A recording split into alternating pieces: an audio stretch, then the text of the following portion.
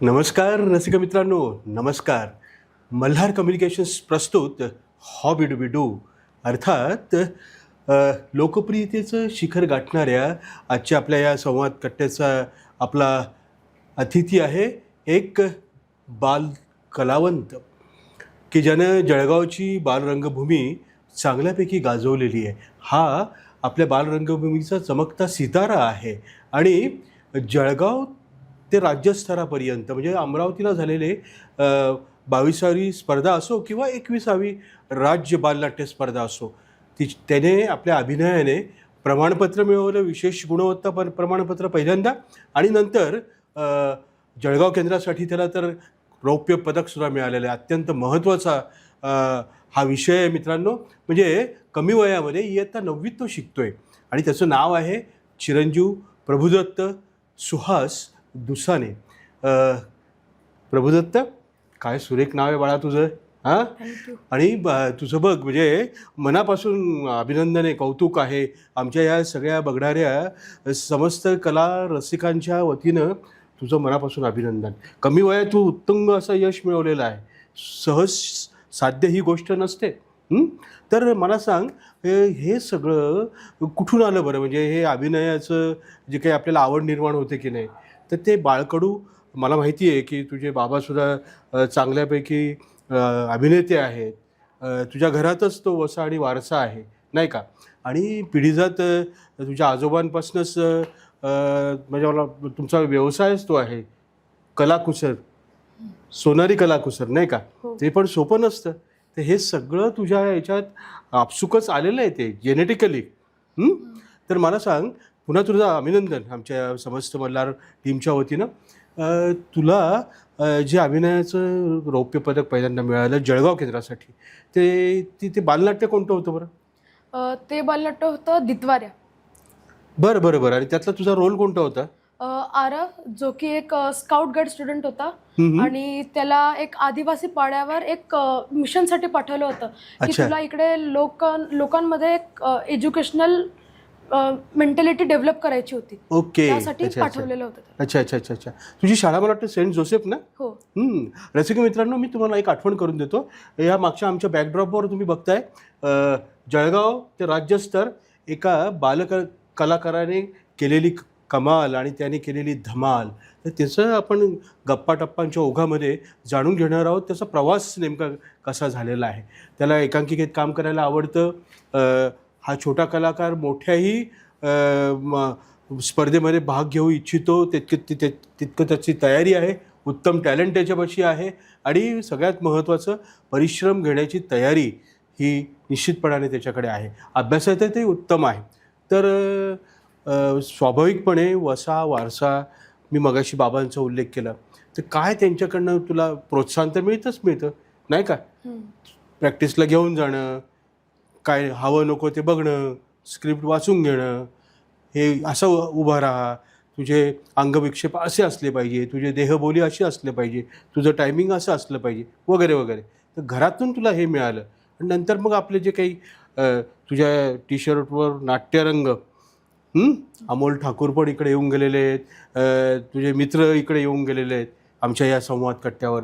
त्यांनीसुद्धा त्यांचा प्रवास छानपैकी सांगितलेला आहे आणि आजसुद्धा तुला त्याच गप्पा मारायच्या आहेत, नाही का? तर का बाबांबद्दल आणि आपल्या घराबद्दल काय सांगशील? फॅमिली सपोर्ट, आई बाबा. फॅमिली सपोर्ट म्हटलं तर म्हणजे प्रॅक्टिसला नेणं आणि तसं छोट्या छोट्या गोष्टींमध्ये त्यांचा सपोर्ट असतोच. अच्छा. आणि म्हणजे एकदम लहान गोष्टींपासून की तुला हा डायलॉग असा घ्यायचा आहे, तुला ही टायमिंग ठेवायची आहे, किंवा मग असं म्हणजे तुझी बॉडी पोश्चर ही हवी आहे. त्यानंतर स्क्रिप्ट नीट वाचवून घेणे, म्हणजे नीट लर्न करून घेणे माझ्याकडून.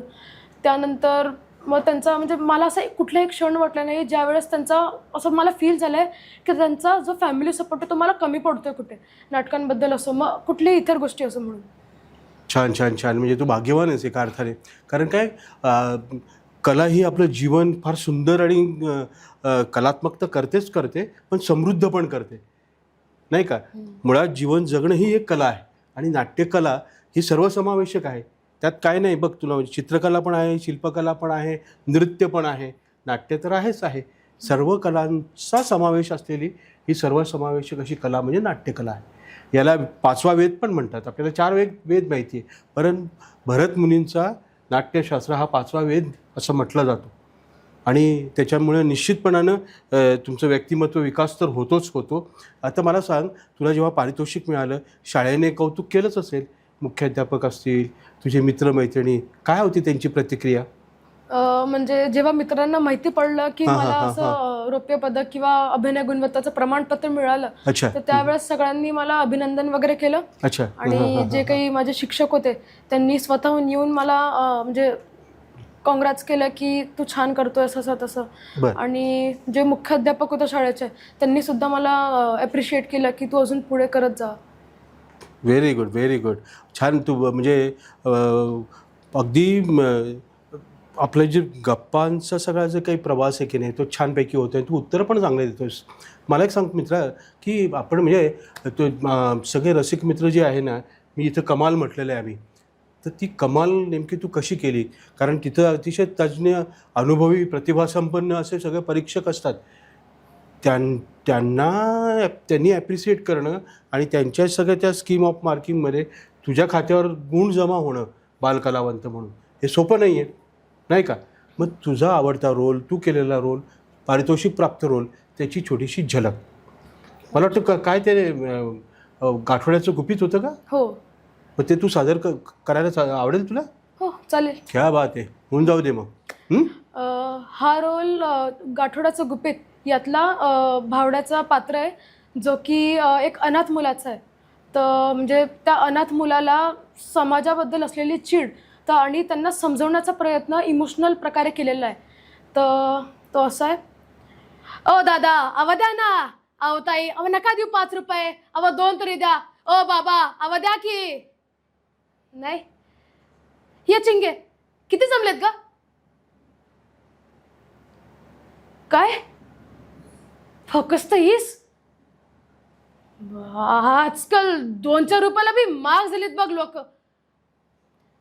अरे मी काय भीक नाही मागत तुमच्याकडं. कला धावतो, कलाकारी करतो आणि तुमचं मनोरंजन करून दिला बदल्यात शाबासकी म्हणून 2-4 रुपये मागतो. ते बी जड झालेत वय तुम्हाला. सोड ग चिंगे, या त्यांची काय बी चूक नाही बघ. चूक असेल तर ती फकस्त आपलीच. या लोकांच्या पैकावर आपला काय अधिकार? अगं त्यांची इच्छा असेल तर देतील 2-4 रुपये, नाहीतर नाही.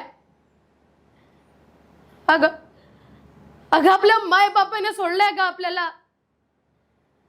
त्यांच्या वाटेचं काम पूर्ण कराया? लहान लेकरू म्हणून आयुष्य कधी जगताच आलं नाही बघ. शाळेत जाण्यासारखे होतो तवर आपले मायबाप निघून गेले पृथ्वी सोडून आकाशात. तेव्हापासून आपल्याला ना दादा ना मामा ना भाऊ ना काका, फिरतो आपण डमडम घेऊन नाताचं कौशल्य दावत. वा वा वा वा, फार सुरेख मित्रा, अप्रतिम.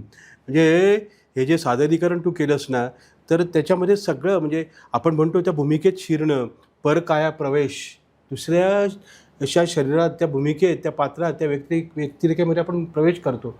तर तुझं जे काही देहबोली होती, संवाद फेक होती, डोळ्यांमधला तुझा जो अभिनय होता, म्हणजे ज्यावेळेस तुला ते टचिंग असे जे काही डायलॉग्स म्हणायचे होते तेव्हा ते खरोखरच भिडले. हे सगळं म्हणजे तुझ्या ज्यांनी प्रशिक्षक तुझे, मला वाटतं अमोल ठाकूर की कोण, नाट्यरंगतर्फेच तू सादर केलं होतंस. बरं. मग हे आपल्या सगळ्या प्रवासामध्ये किती छान तुकडा तू सादर केला. या सगळ्यांमध्ये आपल्या आईबाबांसोबतच आपल्या गुरुजनांचं सुद्धा तितकंच महत्त्वाचं योगदान असतं, नाही का?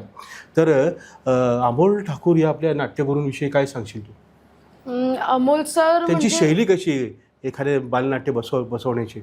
अमोल सर म्हणजे असं एकदम फ्रेंडली असतात मुलांसोबत, म्हणजे जे त्यांचे स्टुडंट्स असतात त्यांच्यासोबत. मग म्हणजे त्यांना असं एकदम पालकासारखं वागवणं, मग असं लहान गोष्टींवर नीट समजावणं, म्हणजे जास्त चिडचिड न करून म्हणजे एखादा डायलॉग आहे तर तो कसा बोलावा ते प्रॅक्टिकली करून दाखवणं, मग जशी बॉडी लँग्वेज हवी, कसं बोलावं, कसं चालायचं, मग तिकडे तर ब्लॅकआउटमध्ये किती टाईम घ्यायचा आहे, तो डायलॉगचा टायमिंग, त्याचे सेकंड्स किती सेकंडपर्यंत तो पुरला पाहिजे, तर सगळं टायमिंग असं अमोल सर नीट घेऊन घेतात.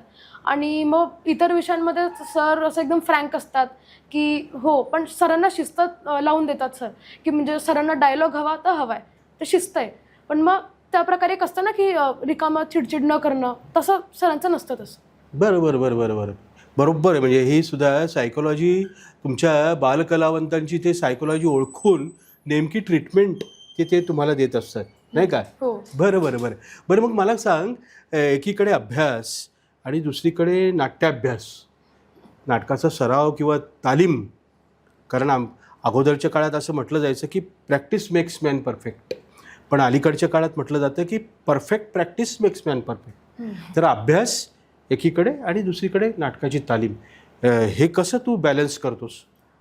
ज्या दिवशी म्हणजे इतर दिवशी जेव्हा नाटकं नसतात किंवा तालीम नसते, तर त्या दिवशी म्हणजे जेव्हा अभ्यास शिकवलेला आहे तर तो फटाफट म्हणजे प्रॅक्टिस चालू होण्याच्या आधी तो लवकर लर्न करून घेणे. ओके. आणि जेव्हा तालीम चालू होतात तेव्हा तो फक्त रिवाईज करणे. म्हणजे जेव्हा एक्झाम चालू असतील तर तेव्हा इझी जातं ते सगळं करायला, मग थोडं नाटकांमध्ये व्यस्त राहता येतं मग.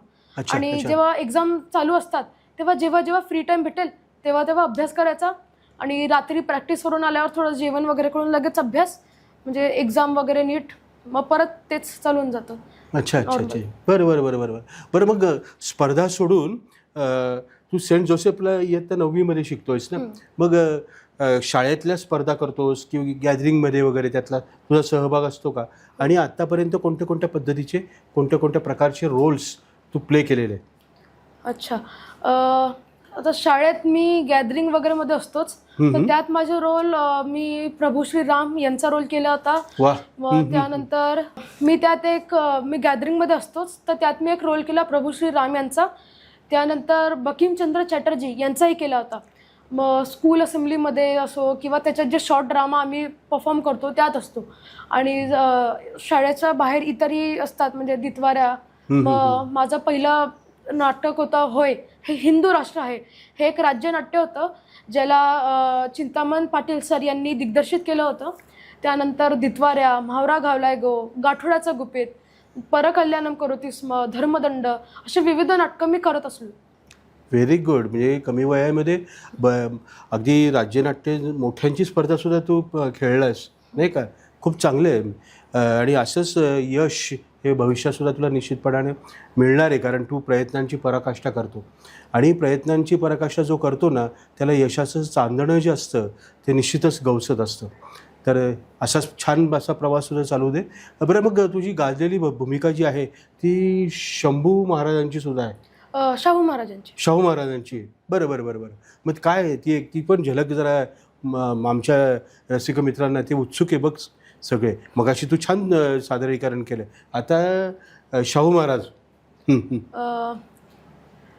आईसाहेब, आम्ही तुम्हाला सांगत होतो की एक दिवस असा येईल म्हणजे येईल ज्या दिवशी आपली सुटका होईल आणि आपण आपलं स्वराज्य परत उभारू शकू. वाह. छोटीशी झलक, पण शाहू महाराज बालपणचे ते म्हणजे त्यांचं मॅनररिझम, त्यांचं वावर वगैरे वगैरे सगळं पोहोचलं आहे नाही का? बरं बघ, अमरावतीला जे काही अंतिमसाठी तू गेला होतास, तिथला तो एक्सपिरियन्स कसा होता बरं? म्हणजे मी पहिल्यांदाच इतकं मोठा म्हणजे अंतिम फेरी असून म्हणजे फार कठीण असतं तिथपर्यंत पोहोचणं राज्यस्तरावर. तर तिथे नाटक करताना मला म्हणजे एक स्वतःहून एक प्राऊड वाटत होतं की मी जळगावला रिप्रेझेंट करतो. म्हणजे नाट्यरंग नाही, SD फाउंडेशन नाही, जे संपूर्ण जळगावाला मी तिथे रिप्रेझेंट करत होतो. तर या गोष्टीचा मला फार आनंद होत होता आणि खूप प्राऊड वाटत होतं. तर आणि तिकडे परफॉर्म करण्याचा एक वेगळा आनंद भेटला मला, एक वेगळी संतुष्टी होती तिकडे. छान छान छान. Very good. बरं मग आत्ता उन्हाळी सुट्टीमध्ये बरेच प्रशिक्षण शिबिर असतात, बालनाट्य शिबिर वगैरे वगैरे वगैरे. तर तुझ्या मनामध्ये असं काही कुठलं कारण शिक्षणासोबत प्रशिक्षणसुद्धा जर तुम्हाला अजून शास्त्रोक्त शिक्षण घ्यायचं असेल किंवा प्रशिक्षण घ्यायचं असेल तर अशा उन्हाळी सुट्टीचा तुम्ही फायदा करून घेतला पाहिजे. तर असं काही तू करणारच का, म्हणजे उन्हाळी सुट्टीचा उपयोग करून मग बालनाट्याच्या संदर्भातलं प्रशिक्षण म्हणा काही अटेंड करणं? हो, आता जे शिबिरं होतात, बालनाट्य शिबिर जे होतात, तर त्यात मी भाग घेतच असतो. Very good, very good, very good. बरं, मग इतर कोणत्या कोणत्या तुझ्या हॉबीज आहेत? हे कारण एक तरी छंद असावा, हे आपल्या हॉबी डुबी डूचं ब्रीद आहे. आणि तुला नाट्यकलेचा छंद आहेच आहे, पण त्याला जोडून अजून कुठलं आहे? म्हणजे अभ्यासाचाही एक छंद आहे, वाचनाचा असेलच, पण त्याला जोडून अजून काय? मला नाटकाचा एक छंद आहेच. त्यासोबतच मला स्विमिंग असो, मग Very क्रिकेट good. असो, मग क्रिकेट खेळायला फार आवडतं मला. मग जेव्हा फ्री टाइम भेटेल तेव्हा क्रिकेट खेळायला जाणं. छान. असं. मग त्यानंतर शाळेत काही असो, मग कुठलीही गोष्ट असो, मग शाळेत लहान काहीतरी असेंब्लीत परफॉर्म करणं, तसं छोट्या छोट्या गोष्टींमध्ये असतंच. Very good, very good. म्हणजे मेंटली आणि फिजिकली आपण जर फिट असलो तर आपण नक्की चांगल्यापैकी परफॉर्म करू शकतो. कारण नाटक ही अल्टिमेटली काय आहे की परफॉर्मिंग आर्ट आहे ती, नाही का? तर आपल्याला दादसुद्धा समोर मिळते. चित्रपटाचं कसं असतं, तुकड्या तुकड्यांचा तो आविष्कार असतो. पण इथं समोर आपण इथं रंगमंचावर कला सादर करतोय आणि समोरून लगेच तुला रिस्पॉन्स मिळतो इमिजिएट त्या क्षणी. टाळ्यांचा, आवडल्याचा, दाद मिळाल्याचा, साथ घातल्यानंतर साधीचा, हे सगळं होतं की नाही? हो. ती ही खरोखर म्हणजे थिएटरने काही खूप आपल्याला दिलेलं आहे कलावंतांना. त्यांचं जिणं आणि जगणं सुंदर केलेलं आहे आणि समृद्ध केलेलं आहे. बरं, मग आत्ता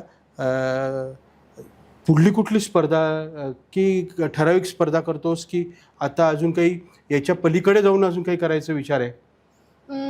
स्पर्धा तर असतातच, म्हणजे जे होतात. एक मागे स्किट कॉम्पिटिशन झाले होते. अच्छा तर अच्छा. त्याच्यात पण नाट्यरंगातर्फे मी गेलो होतो. ओके. मग राज्य नाट्यातच असतो, मग राज्य बालनाट्य झाले. त्यानंतर मागे एक इतिहास महाराष्ट्राचा म्हणून एक झाले होते अच्छा स्पर्धा, अच्छा. मग त्याच्यात पण होतो. आणि त्यानंतर असं लहान मोठे जे होतात तिकडे असतो मी. बरं, मग प्रभुदत्त मला एक सांग, म्हणजे तुला नाट्यकलेची मुळात आवड आहेच आणि त्यातही तुला ॲक्टिंग करायला आवडतं आणि त्याच्यात तुला तुझा सन्मान झाला आहे, पारितोषिक मिळालेलं आहे, थेट रौप्य पदकसुद्धा तुला मिळालेलं आहे, हे सगळं आहे. पण ह्या सगळ्या प्रवासामध्ये जो त्याला पुढे जायचं असतं की नाही, त्याला नाट्यतंत्रसुद्धा अवगत करायला आवडतं. तर तुला तुझ्या नाट्यरंग संस्थेच्या वतीनं किंवा त्या अमोल ठाकूर सरांनी तुला असं काही वेगवेगळे तंत्र बॅकस्टेजचे शिकवलेत का, किंवा तू शिकलास का? हो, म्हणजे अमोल सर जितकेही स्टुडंट्स असतात नाट्यरंगातले, तर सर त्यांना बॅकस्टेज असो किंवा नेपथ्य बनवणं असो, तर ते सर स्वतःहून शिकवतात की तुम्हाला हे असं बनवायचं आहे. त्यानंतर मला प्रकाश योजना करायला फार आवडतं. मी अमोल सरांकडनं, चिंतामण सरांकडनं, यांच्याकडनं असं अधूनमधून आयडियाज घेत राहतो की हे कसं टाकलं जातं, की लाईट्स कसे असतात, लाईट्स कुठून कधी टाकायचे असतात, असं वेगवेगळ्या प्रकारचे असतात. आणि त्यानंतर बॅकस्टेज असो, मग पार्श्वसंगीत, सगळं शिकायला आवडतं मला. छान छान छान छान. हे फार फार फार महत्त्वाचं आहे. बरं, मग आपल्या प्रत्येकाच्या विश लिस्टमध्ये, बकेट लिस्ट ज्याला आपण म्हणतो, त्याच्यावर सिनेमा पण झाला होता, नाही का? तर अशा अनेक गोष्टी असतात की हे करूया, ते करूया, ते करूया, ते करूया. तर बेसिकली नाटकाच्या संदर्भातच तुला अजून काय करायचं आहे भविष्यात? म्हणजे करिअर म्हणा किंवा काय असं? करिअर म्हणजे मी ते ॲज अ हॉबी पाहतो. म्हणजे मी त्याला कधी आजपर्यंत असं ज्याच्यातून मी अर्न करू शकतो अशा प्रकारे त्याला आजपर्यंत पाहिलेलं नव्हतं आणि पाहणारही नाही, असं माझा नेहमी आहे डोक्यात. तर मी नेहमी असा विचार करेल की नेहमी नाटकाला ॲज अ हॉबीज ठेवावं आणि कधी त्या प्रकारे विचार नाही करायचा. बरं बरं. अच्छा अच्छा अच्छा अच्छा. म्हणजे उपजीविकेचं किंवा उत्पन्नाचं साधन म्हणून तू त्याच्याकडे बघत नाहीस. चांगला विचार आहे, कारण हॉबी फार महत्त्वाची असते की नाही. आणि निश्चितच तुझ्या मनामध्ये हे जे काही संकल्प आहेत, तुझ्या विश लिस्टमध्ये हे करूया, हे नाटकाच्या संदर्भामध्ये, करिअरच्या संदर्भामध्ये आणि इतरही गोष्टी, त्या सगळ्या पूर्ण होत अशी श्री नटराज चरणी आणि रंगदेवतेच्या चरणी आपण प्रार्थना करूया. तू आपल्या ह्या मल्हार कम्युनिकेशनच्या आजच्या संवाद कट्ट्यावर आलास आणि फार सुंदर असा प्रवास तू दाखवलेला आहेस, सांगितलेला आहेस. तर जाताना परत एकदा तुझ्या आवडीचं एक झलक ॲक्टिंगची. ही झलक गाठोड्याचं गुपित याच नाटकातली आहे, ज्यात एक म्हाताऱ्याचं पात्र होतं. तर ते का रे बावळटा, दिसत नाही होय, म्हातारा रस्त्याने चाललाय, त्या त्या झेब्रा क्रॉसिंगच्या मागे उभं राहायचं असतं तर त्याच्यावरच उभे असतात. मूर्खा कोणीकडचे. मी पण मेला काय बोलत बसलोय.